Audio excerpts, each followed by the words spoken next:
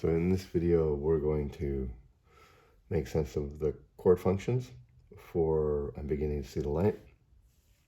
And if you've learned how to spell your triads and know a little bit about chord function and you learned your seventh chords, you might go like, oh no, this is one of those songs where they've got ninths and these things like 6 and over here like 9 sus4 and 13, and what does that mean? We'll explain that, we'll spell them, but we'll also try and give you some practical, here's what you do with that kind of stuff. And of course we'll still do chord function. There's some really cool stuff with tritone substitution, which we'll re-explain and expose here as well. Okay, so the first thing is, just like always, what key are we in and where's home? And if you look here, no sharps and flats, and it seems like we end on a C6. So let's just start with what does a 6 mean? And if you know this already, that's great. But when you say C, that would be a C triad, and C major would be implied unless it says differently. And if we said C major 7, you'd add root, 3rd, 5th, 7 right there, right? If it said C7, then it would be root, 3rd, 5th, and a flat 7, which is a whole step below. That should be something that you can already spell. Otherwise, this will be, frustratingly over your ability to grab, right? So you've got to be able to spell at least your seventh chords in different kinds. But all that means is you go root, 3rd, 5th, and then 6 instead of major 7 or 7. That's it. So that's what I mean when we say 6, okay? When we, and unless it tells us differently, it's going to be a major triad and then a major 6th or a whole step above the 5 right there. When you see a 9 there, first off, if it just said 7, right, you'd go, it's a dominant 7 chord. So that would be a major triad plus a 7. So D, F sharp, A, and then the 7 would be C, a flat 7, making it a dominant chord, or a major triad with a minor 7th. In some of our classes we talk about, just look, spell the major triad, and then go down a whole step from there. And that's what you have from a practical point of view, okay?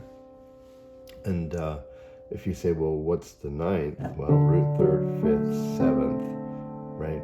8, 9. 9 just is the same as 2, right? And that's all it means, just add another note. Get the core of it right there. So G9 would be a G, B, D, F, G dominant 7 chord, and then 9, which is the same thing as 2. A9 would be a C sharp E, major triad, minor 7th, which is a dominant chord, and then a step above the root, just like that, okay? That's what that means. And you can go around and spell all of them, but you just spell the dominant chord, which they are, and then add the 2 or the 9 on top of that. We can do that for all of these, but that's most of them right there, okay? We'll deal with what 9 and sus4 means in 13 in just a minute, but it's the same kind of thing. Build a G9, and we're going to do something with 4. We're going to build a G9, and then we're going to go, well, what's the 11 and what's the 13? And we'll talk about that as we get there, because we'll put that in context of what to do as well. All right, what are we doing with we see these besides being able to spell them? Well, just understand that in this form, it says D9, that's a D dominant 7 chord with a 9th on top. It's a D dominant chord. So if you're confronted with one of these charts and so you have to play them, you're going, what do I do? You could just ignore the 9 to begin with. It's a flavor thing, right? So instead of this, you've got this. It's a great sound, but if you're going like, I don't know how to do a 9th chord on my guitar, or it's too many notes and things like that, just leave it out. It's functionally the same. If you think of this as like 2% milk, that's just adding some more milk fat. Maybe it's whole milk or something like that, right? But it's still milk. So if you are going like, what do I do? Just play D7, G7.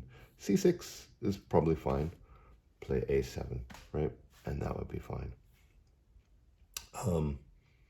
Yeah. We'll talk in a minute about another thing you could do. But to begin with, you can just ignore the 9ths. Sometimes they're just embedded in the music, and that's why they're there. Sometimes they're there because the composer or the arranger genuinely wanted that flavor. Sometimes it's both. But, you know, if it's in the melody, just let the melody take it. And if it's not there and it's a problem, just kind of ignore it for now. All right, let's talk about what this is then. If we're in the key of C, we're starting and ending, you know, key signature C, end there. Sounds like it's in C. Then normally we'd go 2, 5, 1. Okay?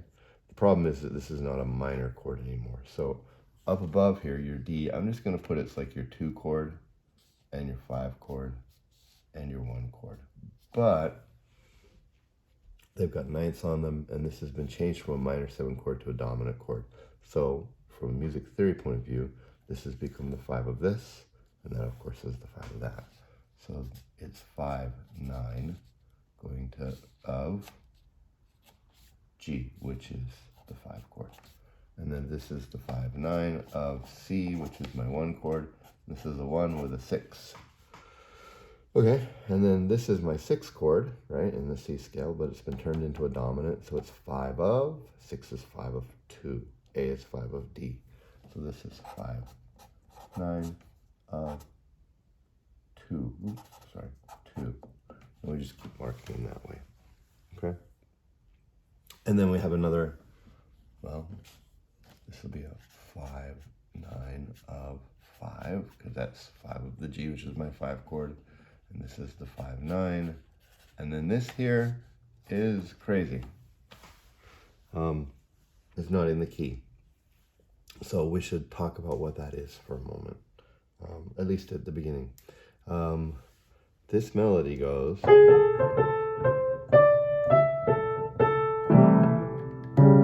right? So it's the A chord that it ends up on, right? At the end, because it's going 1.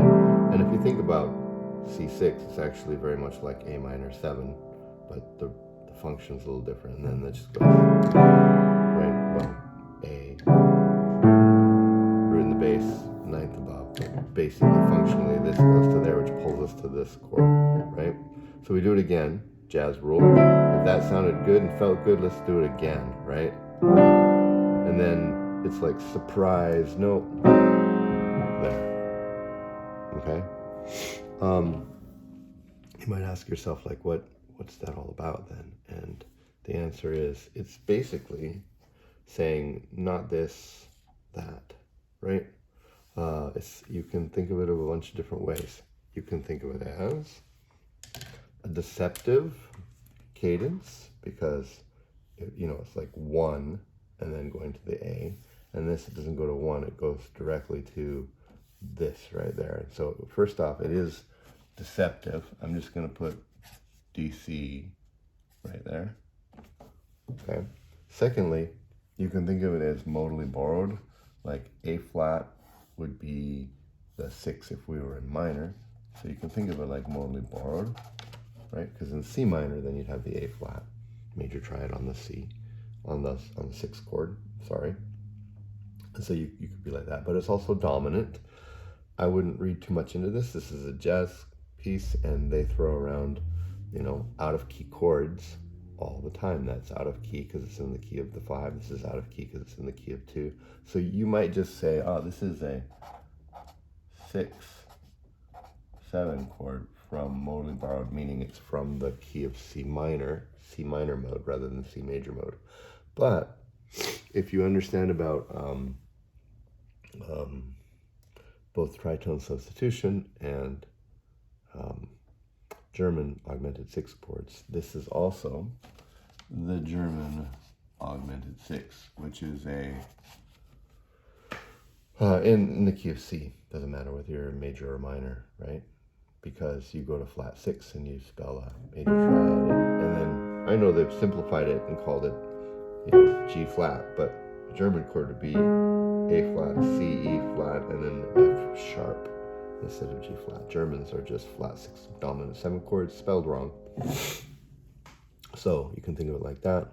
The other thing that you can think of is that A flat dominant 7 is the tritone substitute or an alternate 5 chord for this right here, right? So we will talk more about tritone substitutions when we get to the bridge and explain it fully, but that's what that is there. All right, actually we're going to talk about it right here. So This is a deceptive progression, meaning that you thought you were going to the 1 chord and you didn't go there. It's also modally borrowed 6 chord from the C minor, right? Which is a contrast against the 6 chord, 5 of 2, but 6 in the major key. And it's also the German chord in the key, if you know about augmented 6 chords right there. All of these are all true, right? They surprise you. They have a relationship of being the German chord, or hearing it like the minor borrowed thing right there. Also, this is, as the German chord, it also can double as the tritone substitution for the 5 of this, okay? We're going to sidebar here in a minute and talk about what that is. And then it does it again, right? This is the 5/9 of the 5, and this is 5/9, and it's going to go to 1 right there. But we have this B flat chord in between this and the A7. So let's talk about tritone substitution. Hopefully, if you know this, you can just sort of skip by it. But if I have an A7 chord coming up here, it can be for any chord, but we'll start with A right there. That's A, and I'm looking for its 5 chord, right? What's 5/7 of that? Okay, well, that's E, G sharp, B, and D. It's the E7 chord, right? Okay, and you know, it sounds like this, and it goes to there, right? Or if it's just a triad, okay. So you might say, well, what's going on here with the B flat chord? It's cool because it parallels down. C6, B flat, and right? So it's like do da da, do da da, da, and then it goes back, okay? But what a tritone substitution is you can take a chord that's a tritone away from this, or 3 whole steps away from that, and that would be B flat. I'll show you. There's my E. 1 whole step takes me to there, 2 whole steps take me to there, 3 whole steps, or 3 tritones, as opposed to semitones, is B flat. You can call it A sharp if you want, but more people are commonly understand it as a B flat chord. And so then if you go B flat, right, this would be B flat, D, F, A flat, okay? And the reason why this works, we're going to call this tritone sub for that. The reason why it works as an alternative is because when you look at the E7 chord right here, the 2 notes that make this push to A chord is this right here. G sharp goes up to A, D comes down to the, in this case, C sharp, and they pull really hard. So we have this, which goes to there, right, in context. Okay, and if you look at this chord right here, that is the same, and this is the same. A flat and G flat or G sharp are the same thing. So it's a different chord, right? It's this. I'll spell it the same way as this, but I'll put it in the same context. Those are those notes right there. There's my B flat and there's my F, right? As opposed to this. So these 2 chords shift in to there. So this is my E7, this is my B flat. But the 2 active ingredients of the chord are still there. So it can still move into there. If you've noticed, this is a half step above that, and that's a way of recognizing it. Whenever you find a dominant chord, this is B flat 7, right? That's a half step above the chord it's going to. It's the substitute dominant, or the tritone away substitute for the 5 of what that is, right? So now if we go back here, you can see the G9 going to A7. This is a half step dominant chord above the G. It's just a substitute for G's normal 5 chord, which is the D. So there's a relationship going on there. It's like surprise half cadence, not one you were expecting, modally borrowed. It's all these different layers at one. So instead of going C6 and then E7, right, and then A7 like like that, it goes C6, and then it says, let's just do the tritone sub, right, for that one right there. So my active notes are still there, which are then going to fall into, you know, like my A7 chord right there. So this is the tritone sub. So we would just label this as 1, 6, and then we go 5, 7, tritone sub 4, 6, which is not 6, but it's going to be the 5, 7 of 2 because they've already switched the quality to there. Okay, and that's a very common thing that happens in jazz, right? It's less common to do in classical music, but we do call that the German of whatever scale degree is coming up next. They did it actually first in the classical era and Baroque and stuff. They just didn't label it the same way. It was much more rare. Okay? All right. So what else we're going to try and get accomplished today? We're going to look at the bridge. We're going to deal with these. We're still on camera over here. We're still on camera there. These 9 steps 4 and G13. And in the midst of that, I'd like to give a practical solution on what to do when you're encountering these chords here, from an arranging point of view, from a playing point of view as well. But let's take a look at what happens here in the bridge. So you can see it goes to 5 of 5, 5, 1, and then it goes 5 of 2 to set us back up on the turnaround. But on the second hand, it just stays on the 1 chord right there on the second ending. And then it says bridge, right? Not B for bridge, but B for the B section. And it goes like this. Now, this is very common in what we call the changes. It's a very standard thing that happens in jazz, where you do a bridge where you go around the circle of fifths. So a normal bridge would be all dominant 7 chords. So that'd be a 3 chord, which goes circle of fifths to 6, which then goes to 2, and then to 5. Okay, it's a standard circle of fifths bridge that we find in jazz. So it doesn't surprise us that this is my, now if you think of it like 3, right, but it's dominant, so it's actually going to end up being the 5 of the next chord, which is 6. Okay, because E is 5 of A, right? 3 becomes dominant, goes to here. Okay, we should be having a 6 chord coming up next, right? But instead of the A chord right here, you see how it goes down a half step to a dominant chord right here? This is the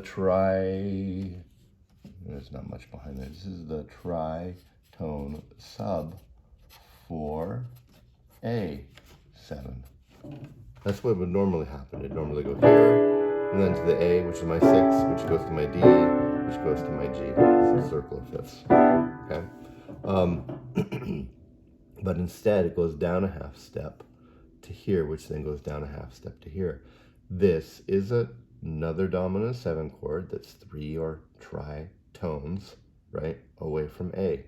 And if you spell A, again, why does this work? Well, A, C sharp, E, G. These are the 2 notes that are going to push us.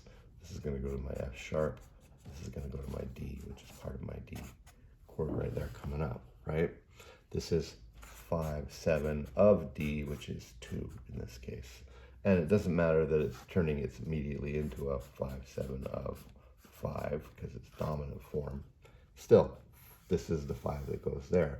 Instead, it keeps this and goes a tritone or 3 steps away from there, which is E flat. It's a half step above there, right? E flat 7, which would be the tritone sub for that, which is E flat, G, B flat, and D flat. Sorry. Notice that the G that pushes it is there, and then D flat is there. It's another dominant 7 chord, a half step away from where you're going, or 3 full steps, a tritone away from there. Tritone sub for A. So you say tritone sub for A7 or tritone sub for 6, which is actually in this case going to be tritone sub for 5, 7 of 2, because that's what's coming up, because it's supposed to be dominant. And this is 2, but it's my 5, 7 of 5. And so this is a beautiful example of of how you can just use going down a half step.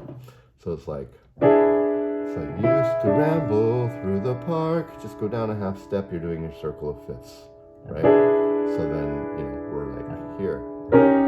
Shadow boxing in the dark, right? And then down a half step. Then you came and caused a spark, right? And you kind of go like, well, what's going on here now? Let's see, where's this camera? There we go. That's and it should go to the 5 chord, which is right there. But again, it's being consistent with itself because these are really great songwriters. It's bringing back this A flat 7. A flat 7 is just the alternate tritone sub for this chord right here, right? And he builds it into the melody. That's a surprise. 4-alarm fire now, right? So this is the tritone sub 4, 5, 7 of 5. It's the sub for this. So it's not just subbing, it's sort of like teaming up and saying like, I don't know, like Spider-Man from one universe and Spider-Man from another universe team up briefly to get us there. And it's a feature rather than a bug, right? Which is pretty cool, right? So, and again, half step above the G chord, dominant 7 chord is a substitute for this because the active notes here are F sharp and C. And in here it'd be C and G flat, which are the same thing. Okay? All right. Let's talk about how to spell G9 sus4. So G9 you're already good with. That's going to be a G, B, D, F. That's a dominant 7 chord, and you add the 9, which is your A, right there. Okay? Right. Nice sound. Making me feel like we're Ravel or something like that. When it says sus4, what that means is you take the 3 of the chord, root 3rd, not 3rd note, but the 3rd, like root 3rd, 5th, 7th. Call this root, call this 3rd, call this 5th, call that 7th, call that 9th. You take the 3 right there, and you suspend it up to the 4, which would be a C. Like that. So, not this note, but there. Right. So it's like, that's a 4-alarm fire now. Right? And then, when it goes to G13, well, that presumes it's no longer a sus chord, so that's going to go to there. You hear that resolution, which is very cool, right? 4-alarm fire now. That's all that is, okay? G13.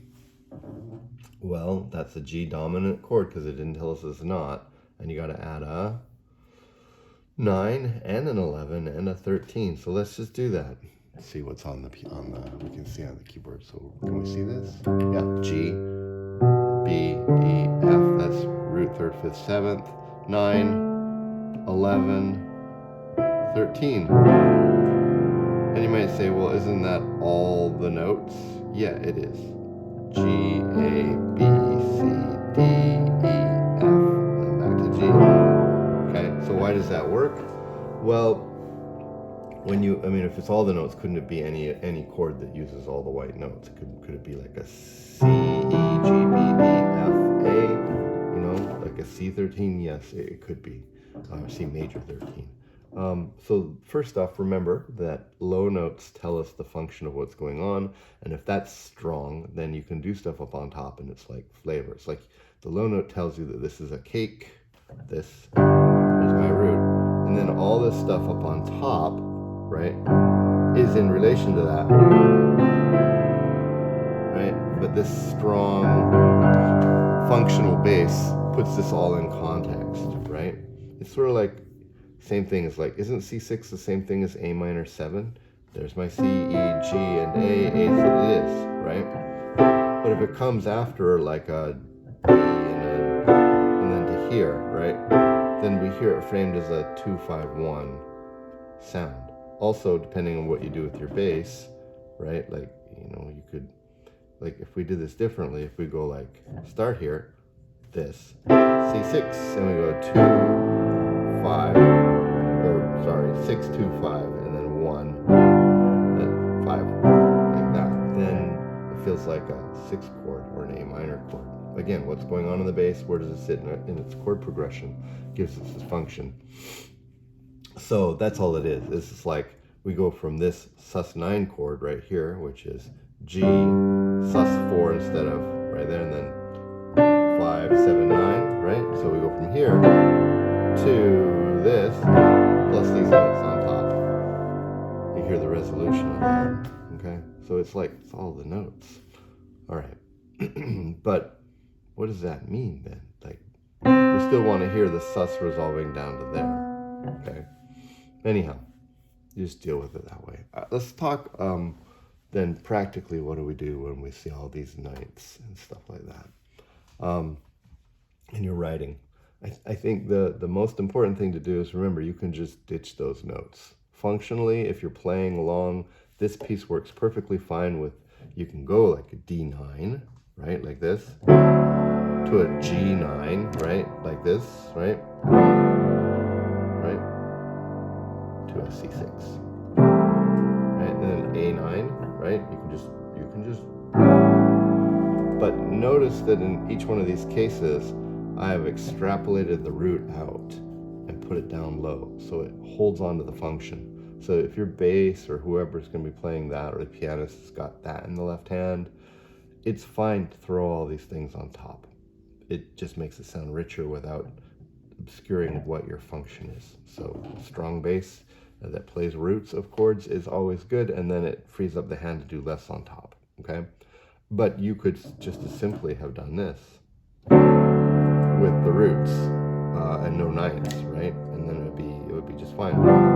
It's just the flavor is just a little different, okay? Because it doesn't have quite as many cloudy, beautiful notes there. So first off, just functionally ignore them, okay? Sometimes they're just part of the melody. Like here's my A from the C6 chord right there, okay? Sometimes not, but sometimes it is, if that helps, okay? Secondly, from a playing point of view, and this is going to get a little weird, but you can play a different chord, and we'll show you that in a minute. But similarly here, I'm just going to suggest, like, let's see, what do you do with that G13 chord? And we still want to hear the C go to the B from our sus4 into the 3, but the C's already in this chord, so we just hold it the same. You won't hear that resolution. So just like when I said, oh, if I've got a G9 chord here, that's G, B, D, F, A, right? I'm going to take these notes and put them up here. Maybe I just ignore the G and leave it to the left hand, and I just say, well, there's my G, B, D, F, A, right? So I'm pulling out a note, yes? I'm leaving it out, and I'm placing it down here. What about just pulling out some notes, right? If the whole point of this is to have the 9, 11, 13 there, and 7 as well, well then maybe we just go like this, G, B, D, F, A, C, E, and we say there's just not enough room for everybody, and you just get rid of that, right? If you need to hear the C from the previous chord going there, then you can keep that as well, and then maybe lose the C. That's fine. You got to look at something to, so if you have the C from the previous chord going down to there, then maybe you get rid of it there. But just from a standard non-thing like that, I just get rid of the middle there. You still have this, you still know that you've just heard it. You've heard it like this, right?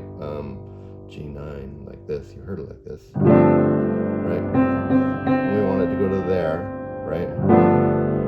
Right, I still got my 9, but maybe I can just leave this out and go, because there's my 7 and my 9, my 11 is being left out because I want to hear this there, and then my 13's there. Just ignore it. Leave it. You have to carve out some room. You can't have everything there, and so don't have enough fingers. It doesn't really make sense just to go like this, look at all the notes. And you can do that. Some composers have done that really well, but functionally you got to have something to play. Leave some things out. Usually you just carve out the middle and play the extensions because they're the unique notes. So, and then like that. Okay? Now, that leads us to our final thing. If you don't want to just drop the ninths because you like the sound, and you want to play chords, but you can't play all of them because your instrument, either you don't have enough fingers, or I'm playing this at ukulele or guitar accompaniment, I don't have enough strings or something that I can't get to fairly well, I want you to notice something here. See this G7 chord, G, B, D, F, A, you know, with the all the way to the 13th? That's a G plus, if we leave this stuff out in the middle, F, A, C, E. That's an F major 7. And this is a trick that guitarists and pianists use all the time, but also arrangers. If you leave out these things, that's fine, but that's sort of like saying, I will not smoke. It's better if you say, I will do this instead. Give yourself something to do. So if you can spell these out ahead of time and then start to memorize them, you can say, well, this is just a G in the bass. If you carve these out, and it's an F major 7. And that's what you do. So you go like this, right? So your next step in terms of like how to voice and play these things, whether you're writing an arrangement for choir or in horns or something like that, or just functionally, what do I play? You can do some pre-work and say, for here, I'm just gonna, as the guitarist, I'm just gonna play an F major 7 here. Catches all the important notes, gives you a shape and a form that you play, and you leave that bass note, or the root to the bass note right there. And that's what we do for the 9th chords too. So let's just take a moment and spell these guys right here. Anytime I have a dominant 9 chord, I can go to the 3rd of the chord and play, take the root out, just go to the 3rd of the chord, and let's see what that is. So let's start with the D9 chord, right? D, F sharp, A, C, that's D7, and there's that right there. It's my 9th, right? Let's take this out of there, that goes to the bass. This here is an F sharp minor 7 flat 5, or if you're a theory person, you call this an F sharp half diminished 7. Same thing, this is what we look at in sheet music, minor 7 flat 5. This is what we talk about in classical theory. So I went to the 3rd of the chord and I played a half diminished 7 chord, or a minor 7 flat 5, right? And that works just fine. And that takes and puts the root out of the way, right? Let's do this for the G9 chord. I start on not G, but I go to my 3rd, B, D, F, A. That's a B minor 7 flat 5. So again, I'll relegate this to the bass line, the roots. So I'm here, and I go, I'll flip it so it's like, that's my F sharp A, C, E, that's my half diminished 7. I'm gonna go to my G chord, that's gonna be a B, half diminished, or minor 7 flat 5, and then I go to my C6, which is just that, right? But then when I wanna go to my A9 after that, right? Well, then I go to the C sharp, which is the 3rd of the chord, and I do a half diminished 7. So I'm on my C6, and I go, okay, well then C sharp, E, G, B, right? So if you can do that with your right hand, it's a 4-note chord to keep track of, all right? And you can start building these as an idea. If you see a dominant 9 chord, dominant, then you'd say, well, I'm gonna go to the 3rd of the chord and build a minor 7 flat 5 chord instead, right? And then you can start to build a library of that for other chords. Like, what if it was a major 7 chord? What if I had C, E, G, and B natural, and then so major 9? Well, now you look at this and you say, aha, I go to the 3rd of the chord and I do a minor 7 instead, E minor 7, and that would give me the top notes without the root if this was a major 7 chord, because it's not dominant in that case. So you start to say, if I see a dominant chord, D9, I go to the 3rd and I build a half diminished 7 chord, right? If it was a D minor 9, right, then it's this, then I do a major 7 chord on top, right? If it was a major 7 chord, major 9 chord like this, then I say, I go to the 3rd of the chord and I make a minor 7 chord. So you just start to get good at calculating that. And if you're not good at calculating on sight, you just walk through it and change them. In fact, that's when you start looking at the old school, how to reharmonize your sort of basic 2-5-1s.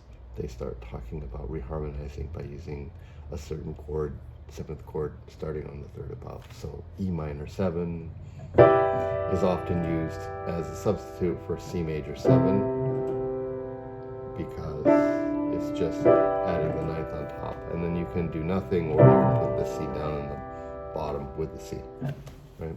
So, big takeaway from here after all the spelling is ignore the ninths and just play the basic chord, okay? Or carve out the root and play the notes on top, but then you can conceive of that better by saying, well, what does that actually make?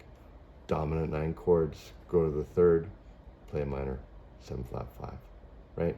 Major 7 or major 9 chords, go to the third, play yourself up minor 7 chord, right?